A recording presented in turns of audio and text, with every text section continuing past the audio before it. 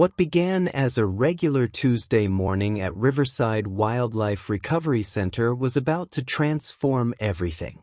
The team had no clue that the small bobcat baby in the carrier would become the most well-known wild creature on the internet, capturing millions of hearts worldwide. A small bobcat cub, no larger than a normal house cat, had been discovered near a logging site after his mother didn't return. The wildlife officer who delivered him warned the team that he appeared to make lots of noise, but nothing could have readied them for what emerged from that carrier. The instant they opened the door, the baby bobcat began what could only be described as a chat. These weren't the normal frightened cries they anticipated, but a complete range of sounds that appeared to move from one to another endlessly. He chirped like a bird, switched to a quiet growl, then rumbled with purrs so powerful they echoed through the medical room walls, only to be cut short by a string of meows that sounded surprisingly like a kitten posing questions about his new surroundings.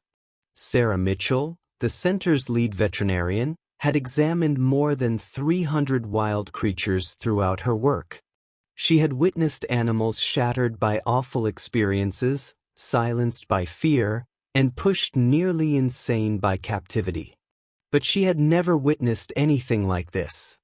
As she approached the examination table, the baby bobcat angled his head and produced a sound that was partly trill, partly purr, and entirely like he was attempting to communicate. "Well," Sarah commented, glancing at her assistant, "I believe we have ourselves a genuine talker here." The checkup revealed a strong, well-nourished baby with no indicators of harm or illness. His continuous talking was purely communication, elaborate, expressive, and completely endless. Every time a team member passed his recovery cage, he would begin what the group started naming his daily update, a collection of chirps, growls, and purrs that appeared to require attention and a reply. By the third day, every staff member recognized his voice. The volunteers could identify him from 3 rooms distant. Even the construction workers had begun scheduling their breaks to occur during his most lively vocal displays. David Cooper, a caretaker who had invested 20 years working with rescued wildlife, discovered himself pausing by the cage simply to listen. "He's got incredible character," David acknowledged. "More character than most humans I've met." The name happened organically. During a team meeting about his care strategy, the baby bobcat had selected that precise moment to launch his most complex vocal display yet, a 10-minute concert of every sound he could produce. The timing was so ideal that the whole room became quiet and then exploded into laughter. "Patches," Sarah announced, and the name took hold immediately. But as the days passed, a more profound question began to surface. Wild bobcats were typically lone, silent creatures who communicated through scent markers and understated body language, not elaborate vocal shows. Yet here was a baby who appeared to have been created with the drive to perform, to interact, to bond with anyone who would pay attention. The veterinary group conducted tests and consulted with wildlife scientists. Everyone concluded Patches wasn't displaying signs of anxiety or illness. He was simply, incredibly, precisely who he was intended to be. As the fall days grew shorter and Patches' cage became the unofficial gathering spot for staff breaks, one thing became progressively obvious. This wasn't simply a rescue tale about a wild animal learning to believe in humans. This was something much more remarkable, a tale about a creature who had discovered that the secret to survival was transforming the world through the pure strength of his character. Within 2 weeks of arriving, Patches had memorized the timetable of every team member, the feeding schedules for every other creature, and the precise instant when the morning volunteers would show up. When Sarah stepped into the rehabilitation area with her morning coffee, Patches would welcome her with chirps that sounded like "good morning." But it was during feeding time that Patch's real character emerged. The instant he detected food preparation starting in the kitchen, he would begin a forceful display, his sounds growing stronger until someone noticed him. "He's conditioned us," Karen Bennett, an experienced volunteer, confessed one morning. "Somehow, this small guy has learned precisely how to obtain what he desires." When the center's house dog, a kind golden retriever named Charlie, started spending time near Patch's cage, the bobcat began testing with new sounds, even imitating Charlie's bark perfectly. David gazed at Patches in amazement, and the bobcat replied with chirps that sounded oddly like laughter.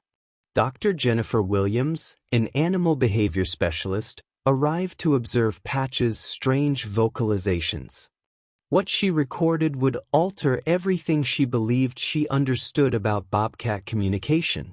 Patches wasn't simply producing random sounds. He was participating in elaborate vocal experimentation, testing with different tones and patterns, like he was creating music, refining his ability. "This is amazing," Dr. Williams informed Sarah. "He's discovering what's achievable with sound itself."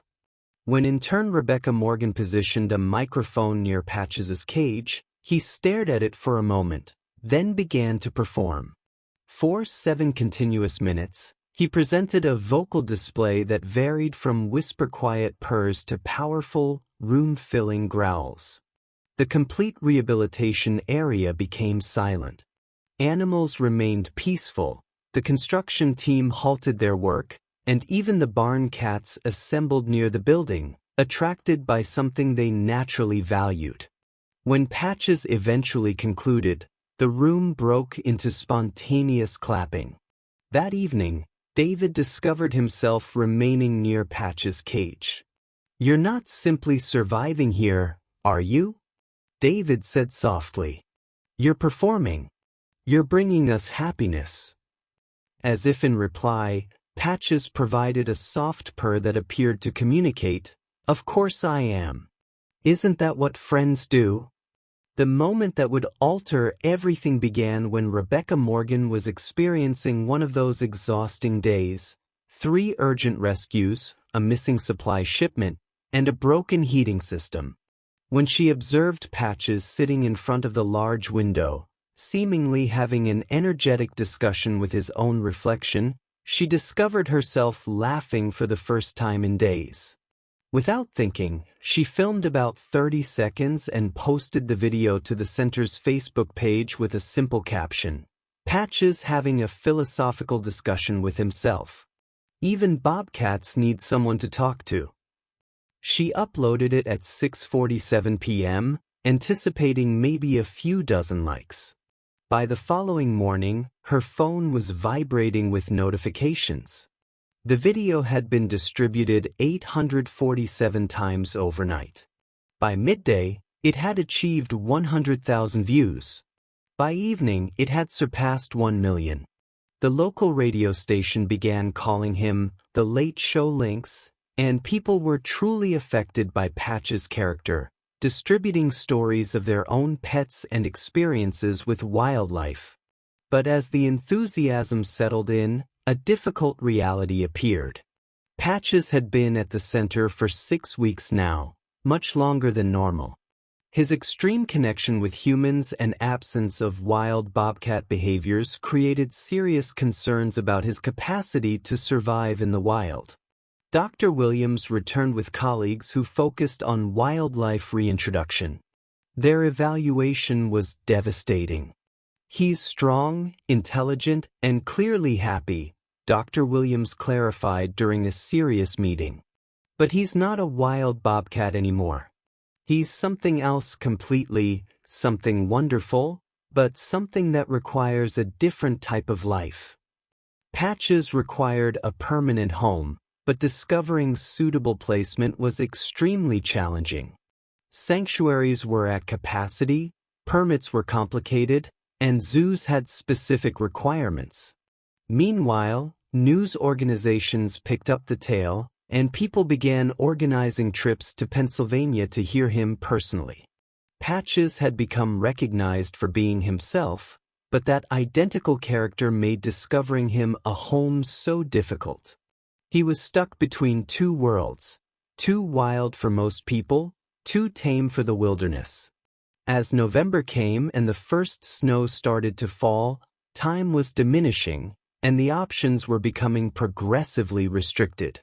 Questions remained in everyone's thoughts. What occurred to a wild animal who had won the hearts of millions but couldn't discover a place to call home?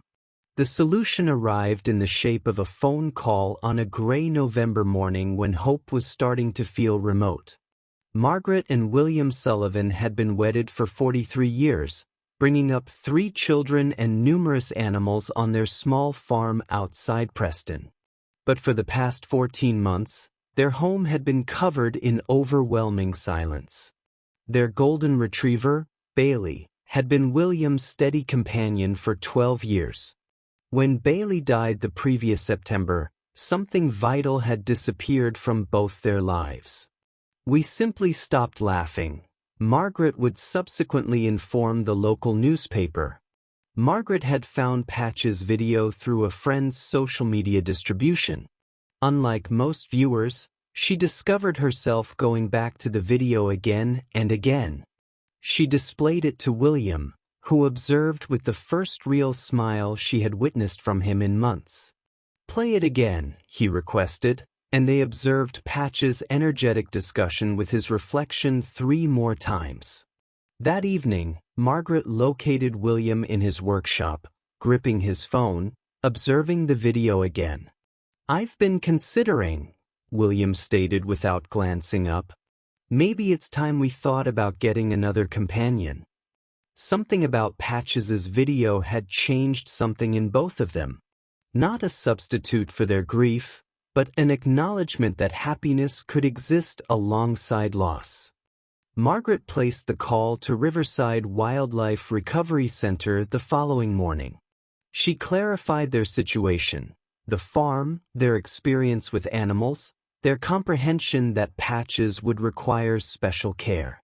Sarah listened attentively, posing detailed questions. "He's not a house cat," Sarah clarified carefully. "He would require a large, secure outdoor enclosure, specialized veterinary care, and people who comprehend that he's still a wild animal." "We comprehend completely," Margaret replied sincerely. "We know what he requires.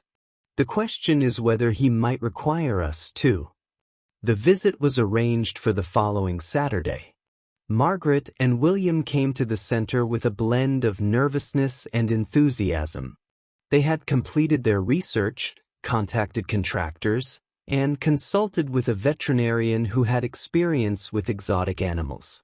But none of that preparation mattered the instant they encountered Patches personally. William was positioned in the chair next to Patch's cage when Patches chose to make his own introduction. Without warning, he initiated one of his elaborate vocal displays, directing his complete show particularly at William. William discovered himself entirely fascinated. And then, for the first time in over a year, William started to laugh. Not the courteous chuckle of someone being social, but the profound, real laughter of someone who had rediscovered happiness. Patches, as if acknowledging the importance of the moment, stopped his display and relocated to the front of his cage. He looked straight at William, angled his head in that distinctive way, and produced a quiet, questioning chirp. "I believe he's inquiring if you're okay," Margaret stated, wiping tears from her eyes. William stretched his hand toward the cage, and Patches, violating every rule about wild animal behavior, softly pressed his head against William's fingers and started to purr. "Well, I'll be," William whispered quietly. "I believe we discovered each other." The adoption procedure was finished in record time. The Sullivans had everything Patches required: space, experience, love, and the comprehension that they weren't adopting a pet, but inviting a unique individual into their lives. Today, 3 years subsequently, Patches resides in a large enclosure that links to a converted barn on the Sullivan farm. The Sullivans found that Patches' vocal abilities extended much beyond what the viral videos had displayed. He learned to reply to his name, to declare visitors, and to participate in what could only be called discussions with William. But perhaps the most extraordinary development has been Patches' new profession as an ambassador for wildlife rehabilitation. The Sullivans collaborated with Riverside Wildlife Recovery Center to generate educational videos featuring Patches, with all proceeds supporting the center's work. These videos have collected over $150,000 for the center. Margaret often discovers William positioned outside Patches' enclosure in the evenings, both of them satisfied in comfortable silence interrupted by Patches' occasional observations. The grief of losing Bailey will always be part of their tale. But it's no longer the only part. Happiness has returned to their home, transported on the voice of a bobcat who somehow comprehended that the most significant displays aren't about amusing crowds, but about linking hearts. "He rescued us," William stated recently. "We believed we were rescuing him, but he rescued us right back." And in his enclosure, Patches provided a soft purr that appeared to communicate, "Of course I did. Isn't that what friends do?" Sometimes the most unexpected friendships can heal a broken heart. Did you enjoy this story? What about you? If you'd lost a beloved pet and felt that heartbreak, would you have opened your heart to a unique animal like Patches? Or would you have needed more time to grieve first? Let us know in the comments below. If you liked the story, subscribe to this channel and leave a like. Thanks so much for listening. See you in the next video.